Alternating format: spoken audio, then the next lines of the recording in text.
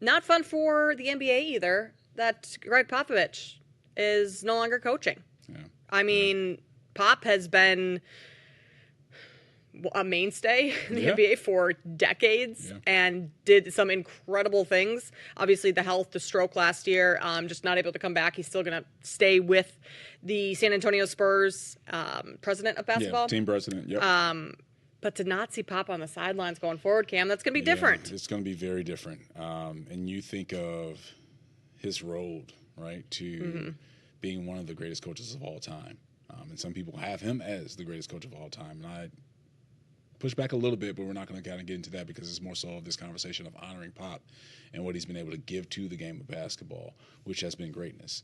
And you think about that San Antonio Spurs franchise.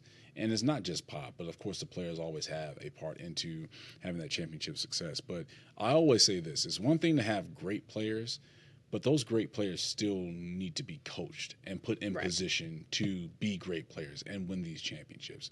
And it's Gregg Popovich.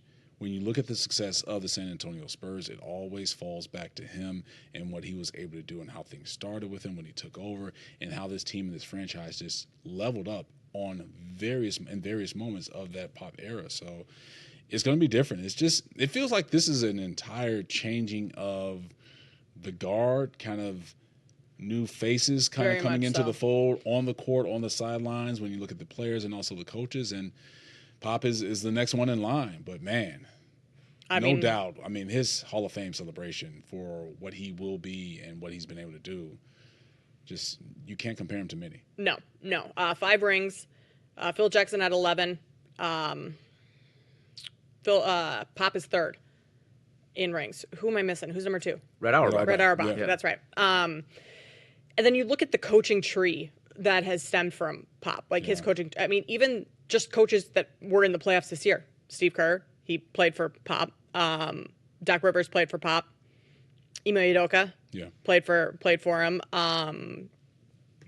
Quinn Snyder, Eric Spoelstra, Jamal Mosley, all teams that made the playoffs, play-in-ish. Assistants under him. You have Will Hardy, who was an assistant under him. He's the Jazz head coach right now. Like, the list and those are just like first-degree people that have, I mean, his impact is all over the NBA. How about Becky Hammond? Exactly. And the WNBA. Man, I think that's the great thing. But I know that's the great thing about Pop is that you listed off the names of former players that have gone on to be coaches and then also as assistants. But he's empowered his assistant coaches and people within that organization. Hey, don't just settle for this role. Right. Just be more. Like, I'm putting you in this position to succeed. And you love to see that. It's not just like, okay, whatever input that you have on my staff, I'm listening, but I'm not really listening to you. But it's the opposite with Pop. He's just like, no, I'm listening to you. I'm preparing you for the moment when you get this lead assistant or head coaching spot that you deserve. And it's just great to see. It is. And then you look at players, too, like Kawhi Leonard. He got drafted to San Antonio. Yeah. The development of Kawhi going into the league to when he left San Antonio, like, I'm not sure anyone imagined. They knew Kawhi was going to be a good player, but, like, to the level of which he is now. And I think you attribute a lot of that to Pop.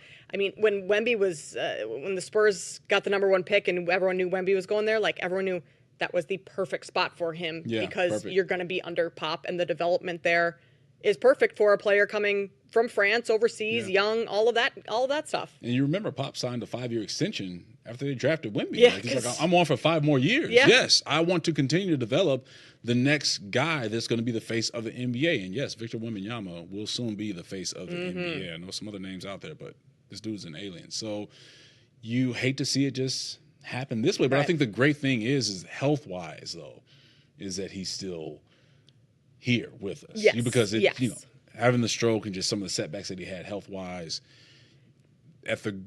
we talk about coaching and being around the game, and with the Spurs, that falls in comparison to just physically and having your life having a life that you can live and still be here and enjoy your life. Yep, and can still be part of the game of basketball, part of that organization.